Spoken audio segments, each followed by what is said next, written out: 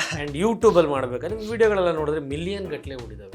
ಒಳ್ಳೆ ಕಾಸು ಮಾಡಿದ್ರೆ ಅನ್ಸುತ್ತೆ. ಅವಾಗ ಸಿನಿಮಾ ಮಾಡಬೇಕು ಅಂತ ಓಡಾಡ್ತಿದ್ದೆ ನಾನು. ಇವಾಗ ಅನಿಸ್ತಾತೆ ನಾನೇನಾರ ಮಾಡ್ಬಿಟ್ರೆ ಏನು ಗುರು ನನ್ನ ಕತೆ, ಅದ್ರ ಬಗ್ಗೆ ಗಾಳಿಗೆ ಅಂದ ಗೊತ್ತಿಲ್ಲ. ಸಿನಿಮಾ ನಿಮಗೆ ಗೊತ್ತಲ್ಲ, ಡೈರೆಕ್ಷನ್ ಒಂದು ಅಷ್ಟು ಸುಲಭ ಅಲ್ಲ.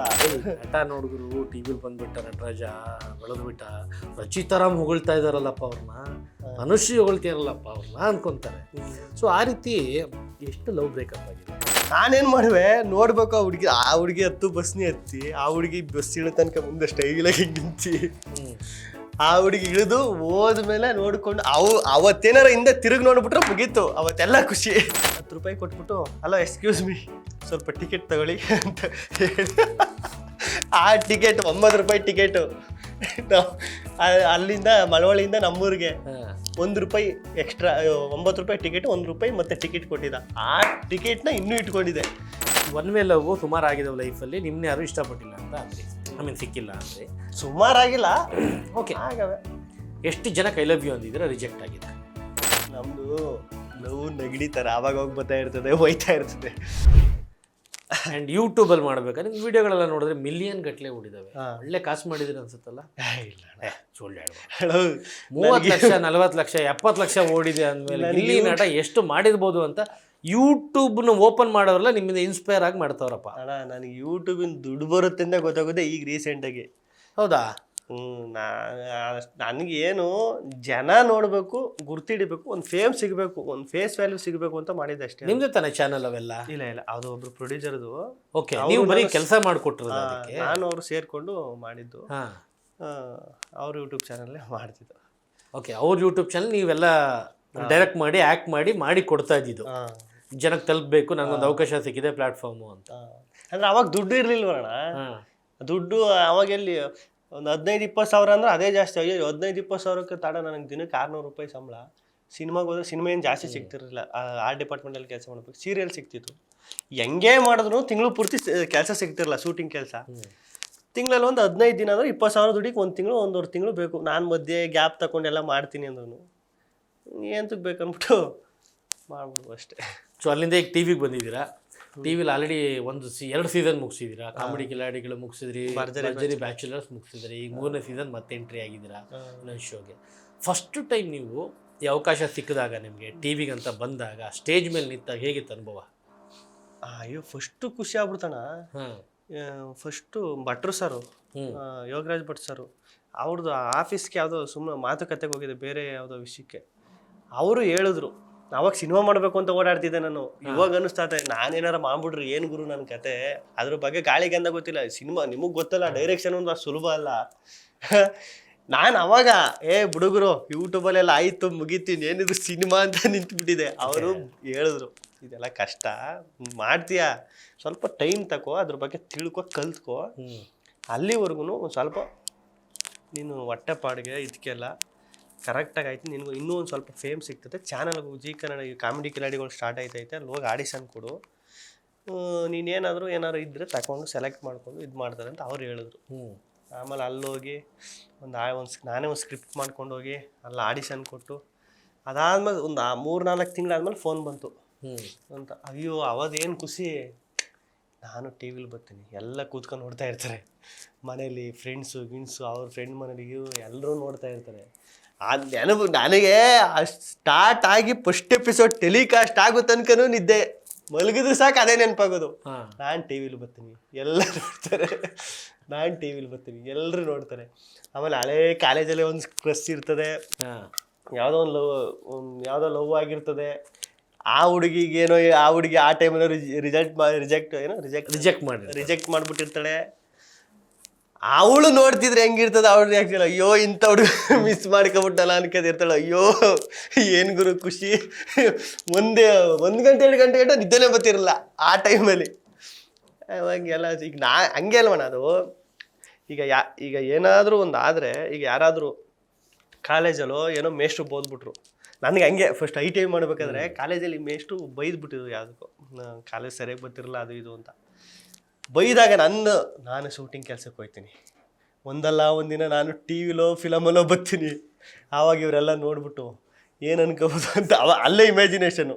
ಇವರೆಲ್ಲ ನೋಡೋಣ, ಆ ಹುಡುಗ ಬೈದ್ಬಿಟ್ನಲ್ಲ, ಪರವಾಗಿಲ್ಲ ಕಣ್ರಿ ಸಾಧನೆ ಮಾಡ್ಬಿಟ್ಟವನೇ ಅದಕ್ಕೆ ಅಂದೆ ಒಂದಲ್ಲ ಒಂದಿನ ಅನ್ಕೋತಾರೆ ನೋಡು ಅನ್ಕ ಫ್ರೆಂಡಿಗೆ ಹೇಳೋದು. ಇವಾಗ ಕ್ರಶ್ಶು ಮತ್ತು ಬಿಟ್ಟೋಗಿರೋ ಹುಡುಗಿಯರು 100% ಇವಾಗ ನೋಡ್ತಾ ಇದ್ರೆ ಮಿಸ್ ಮಾಡ್ಕೊತಾರೆ ನಿಮ್ಮ ಕಡೆ. ರೈ ನಟ ನೋಡಿದ್ರು ಟಿ ವಿಲಿ ಬಂದ್ಬಿಟ್ಟ, ನಟರಾಜ ಬೆಳೆದ್ಬಿಟ್ಟ, ರಚಿತಾರಾಮ್ ಹೊಗಳ್ತಾ ಇದ್ದಾರಲ್ಲಪ್ಪ ಅವ್ರನ್ನ, ಅನುಶ್ರೀ ಹೊಗಳ್ತಿರಲ್ಲಪ್ಪ ಅವ್ರನ್ನ ಅನ್ಕೊಂತಾರೆ. ಸೊ ಆ ರೀತಿ ಎಷ್ಟು ಲವ್ ಬ್ರೇಕಪ್ ಆಗಿದೆ. ಸತ್ಯ ಹೇಳ್ಬೇಕು, ನಟ ಮಳವಳ್ಳಿ ಸುಳ್ಳು ಹೇಳಲ್ವಂತೆ, ಅದ್ರಲ್ಲಿ ನಟ ಅಂತೂ ಸುಳ್ಳು ಹೇಳಲ್ಲ, ಸತ್ಯ ಹೇಳ್ಬೇಕು ನಂಗೆ. ಇವತ್ತು ನಮ್ದು ಲವ್ ನಗಡಿ ತರ ಆವಾಗ ಹೋಗಿ ಬರ್ತಾ ಇರ್ತದೆ, ಹೋಯ್ತಾ ಇರ್ತದೆ.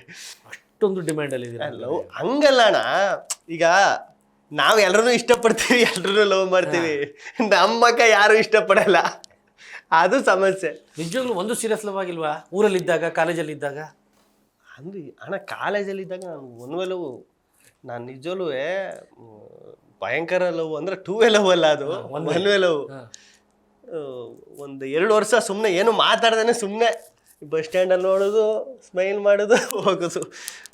ಇದು ಕಾಲೇಜ್ ಗೇಟ್ ಹತ್ರ ಹೋಗೋದು, ಸ್ಮೈಲ್ ಮಾಡೋದು, ಇದೇ 2 ವರ್ಷ ಇದೇ ಆಗ್ಬಿಡ್ತು. ಆಮೇಲೆ ಅವ್ರದ್ದು ಇದು PUC ಓದ್ತಾ ಇದ್ರು, ನಂದು ಐ.ಟಿ.ಐ.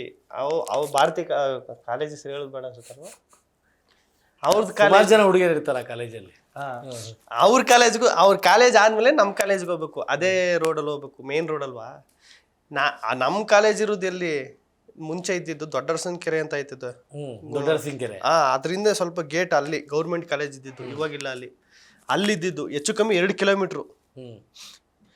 ನಾನೇನ್ ಮಾಡುವೆ ನೋಡ್ಬೇಕು, ಆ ಹುಡುಗಿ ಬಸ್ನಿ ಹತ್ತಿ, ಆ ಹುಡುಗಿ ಬಸ್ ಇಳಿದ ತನಕ ಮುಂದೆ ಸ್ಟೈಲಾಗಿ ನಿಂತಿ, ಆ ಹುಡುಗಿ ಇಳಿದು ಹೋದ್ಮೇಲೆ ನೋಡ್ಕೊಂಡು ಅವತ್ತೇನಾರ ಹಿಂದೆ ತಿರುಗಿ ನೋಡ್ಬಿಟ್ರೆ ಮುಗೀತು, ಅವತ್ತೆಲ್ಲ ಖುಷಿ. ತಿರ್ಗಿ ಅಲ್ಲಿಂದ ನಡ್ಕೊಂಡು ಹೋಗುವೆ. ಆಮೇಲೆ ಕಾಲೇಜೆಲ್ಲ ಮುಗಿದ ಆದಮೇಲೆ ನಮ್ದು ಇನ್ನೂ ಕಾಲೇಜ್ ಇತ್ತು, ಐ.ಟಿ.ಐ. ಅವ್ರದ್ದು ಬೇಗ ಮಾಮೂಲಿ ಫೆಬ್ರವರಿಗೆಲ್ಲ ಮುಗಿದೋಗ್ಬಿಡ್ತು ಎಕ್ಸಾಮ್ ಎಲ್ಲ ಯಾವತ್ತಲ್ಲ. ಆ ಹುಡುಗಿ ಟಾಪರು ಕಾಲೇಜ್ಗೆ. ಅವ್ರ ಕಾಲೇಜ್ ಮುಂದೆ ಇದಾಕಿದ್ರು, ಫ್ಲೆಕ್ಸ್ ಹಾಕಿದ್ರು, ಅದರಲ್ಲಿ ಅವ್ರ ಫೋಟೋ ಇತ್ತು. ನಾನು ಡೈಲಿ ಇಳಿದು ನೋಡೋದು ಹೋಗೋದು, ಡೈಲಿ ಇಳಿದು 2 ನಿಮಿಷ ನೋಡೋದು ಹೋಗೋದು.